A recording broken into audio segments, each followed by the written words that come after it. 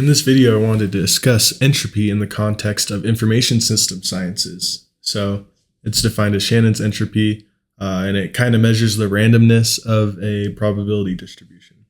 Here we have a weighted coin where the probability of heads is equal to p, and the probability of tails is equal to 1 minus p.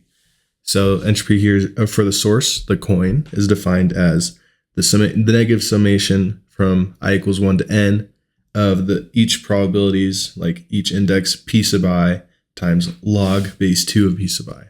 So here we have, this is going to be equal to negative p sub I, which for the first one is going to be equal to p times log base 2 of p. And then we subtract 1 minus p times log base 2 of 1 minus p.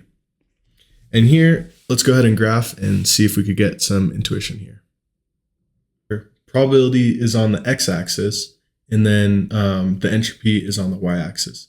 So we see the entropy is maximized here at this dot at 0.5. So the probability when p is equal to 0.5, that means when tails and heads are equally likely, since the probability of heads is equal to p and the probability of tails is equal to 1 minus p.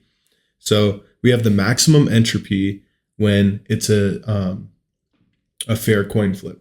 So that means the most randomness is expected in that instance. And if we look over here, when we're expecting the probability of heads to be 0, then we know it's going to be tails. And over here, if we have the probability of heads is equal to 1, then we know it's never going to be tails. So that like reduces the randomness.